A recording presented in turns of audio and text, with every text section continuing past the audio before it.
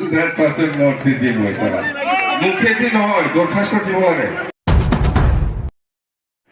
আশীৰ্বাদত ঈশ্বৰৰ আশীৰ্বাদত আল্লাহৰ আশীৰ্বাদত আমি কোনোৰকম হলেও দেৰিকে হইলেও যে মই আহি পাইছে মই খুব ভাল লাগিছে মনত যদি আহি নাপালে হয় মই নিজকে বিৰাট কষ্ট পালে হয় ভেৰগাঁও এছেম্বলি সমষ্টি হিচাপে বিজেপি এজেপি আৰু বিপিএফ একেলগে লগ লাগি বিপিএফ দলৰ প্ৰাৰ্থী আমাৰ মহেশ্বৰ বড়ো ডাঙৰীয়াক আমি প্ৰাৰ্থিত্ব পাইছে আশা কৰিছোঁ আপোনালোকে অহা 9 তাৰিখত যেটো ইলেকশ্যন হ'ব ইয়াত সকলোৱে লগ লাগি আমাৰ মহেশ্বৰ বড়ো ডাঙৰীয়াক বিপুল ভোটত জয়ী কৰিব বুলি মই 100% আশা তো এতিয়া জিকি যোৱাৰ পিছত আপোনালোকে কি লাগে নালাগে এইটো দৰখাস্ত দিলে ভাল আছিল দিয়া নাই যে মহেশ্বৰ বড়ো ডাঙৰীয়াক আপোনালোকে ভোট দিবলৈ শিকাই দিব এইটো আমাৰ 100% বিচাৰ এতিয়া জিকি যোৱাৰ পিছত আপোনালোকে কি বিচাৰিছে এইটো কিয় দৰখাস্ত দিয়া নাই মোক এমএলএ তো জিকাব আপোনালোকে 100% জিকাব মই বিশ্বাস কিন্তু কি লাগে কি নালাগে এইটোতো দৰখাস্ত দিব লাগিছিল না দৰখাস্ত পালে মুখেদি নহয় দৰখাস্ত দিব লাগে মুখেদি লিখি দিব লিখিত দেন লিখিত দিব লাগিব দে দে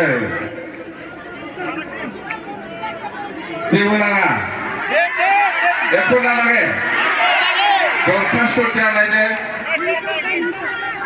একো নালাগে মন্ত্ৰী লাগে লিখিত মন্ত্ৰী লাগে না দিব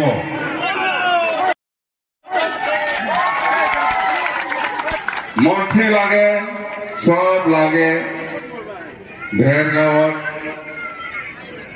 বহুত হৈছে আৰু বহুত বাকী আছে বহুত হৈছে বহুত বাকী আছে আৰু কৰিব লগা আছে ভেৰগাঁও সাব ডিভিজন হিচাপে আমাৰ কৰিব লগা আছে গতিকে সেইটোৱে আপোনালোকে জিকাই দিয়ক আমি কি ভাবি আছো যিটো আমি কেতিয়াও কল্পনাই কৰা নাই চিন্তাই কৰা নাই এনেকুৱা আমি কাম কৰিব বিচাৰিছো চাই থাকক আমাৰ চৰকাৰ অহা পিছত দিছপুৰত একেলগে চৰকাৰ অহাৰ পিছত আপোনালোকে যিটো ভাবিছে ইয়াকে আমি বেছি গুণ কাম কৰি পেলাই দেখাই দিম চিধা কথা দেই একদম 100% কৰিম আমি আপোনালোকে বিশ্বাস কৰক আপোনালোকে বিশ্বাসত কাম কৰক বিশ্বাস যদি নাই একো কাম নাই একো কৰিব নোৱাৰে বিশ্বাস থাকিলে সব হৈ যায় দেই বিশ্বাস ৰাখিব লাগে তেতিয়া সব হৈ যাব তো সেইকাৰণে মই অনুৰোধ কৰিছোঁ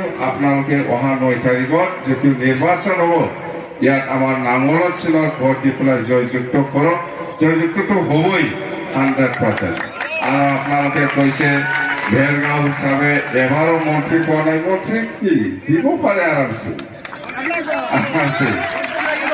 দিব পাৰে 100% মন্ত্ৰী দিম মই তাৰা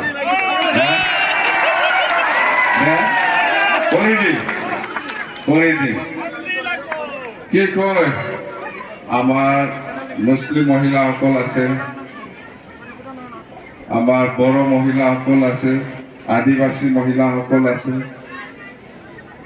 যত মানে আই মাতৃসকলে ওলাই আহিছে মহিলাসকলে ওলাই আহিছে সেইটো আৰু কোনো শক্তি নাই ৰোকাব কাৰণে 100% মানে আমি বুজি পাওঁ আমাৰ গোৰ্খা মহিলাসকল আহিছে ৰাজবংশী মহিলাসকল আহিছে সকলো জাতি জনগোষ্ঠী সবে এই মিটিঙত আছে আমি জানো আমি ৰিপৰ্ট লৈছে আৰু সকলো জাতি জনগোষ্ঠী মিলি পেলাই ইমান ভালকৈ ভোট দি পেলাই জিকাব মহেশ্বৰ বড়োক ইয়াৰ পৰিণামটো হ'ল আপোনালোকে মন্ত্ৰী পাব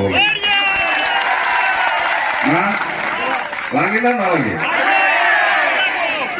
শান্তি লাগে না গণ্ডগোল লাগে এইটো কয় এতিয়া না একটা বস্তু না, আপনাকে কি বিচারে? শান্তি বিচারে না গন্ডগোল বিচারে? শান্তি তো আছে, গন্ডগোল হে নাই। কোনটা লাগে? শান্তি তো আছে, গন্ডগোল হে নাই। এটু লাগবো নাকি? না লাগে? শান্তি লাগে। ঠিক আছে, হব। আকৌ লগ পাম। নমস্কাৰ আকৌ আমি আদিবাসী বা কোচ ৰাজবংশীসকলৰ যিটো জনজাতিকৰণ সেইটো আমি মানা কৰা নাই। নৰেন্দ্ৰ মোদী ডাঙৰীয়াই কোকৰাঝাৰত অহাৰ কথা আছিল, বতৰৰ কাৰণে গুৱাহাটীৰ পৰা যাব পৰা নাই। গুৱাহাটীৰ পৰা যিখিনি লেকচাৰ দিছে, ভাষণ দিছে, আপোনালোকে সবেই শুনিছে যে পিটিচিৰ কাৰণে কি কি মানে কি কি আঁচনি দিছে সেইটো সকলোৱে জানে। মুছলিমক গালি দিছে সেইদিনা। মোদী ডাঙৰীয়াই ভাৰতৰ প্ৰাইম মিনিষ্টাৰে মুছলিমক গালি দিছিল সেইদিনা। এই বলেন, গালিটো দিয়ে নাই? বিটিচিৰ হেমন্ত এই কাৰণে আমি মুছলিম এই অঞ্চলৰে মানুহ, বড়ো হলেও, আদিবাসী হলেও, ৰাজবংশী হলেও, বেংগলী হলেও, এই অঞ্চলৰে মানুহ সকলোৱে মাটিৰ পাত্তা পোৱা অধিকাৰটো সকলোৰে আছে। চবেই বিটিচিৰ বাসিন্দা দেই, কোনো চিন্তা কৰিব নালাগে। মই আছে, কাক ভয় পাব? আমি আছো দেই। তো মই সময় নষ্ট নকৰিম। খুব দেৰি হৈছে আহি পোৱাটো, আৰু বেছি সময় দিব পাৰিলে হয়। তো যেন হওক, মোৰ এটা বিশ্বাস আপোনালোকে 9 তাৰিখত সকলোৱে একেলগে শান্তিপূৰ্ণভাৱে নাঙলৰ চিনত ভোট দি পেলাই জয়যুক্ত কৰক। এইটোকে অনুৰোধ কৰি মই বক্তব্য ইয়াতে হৈছোঁ। Thank U.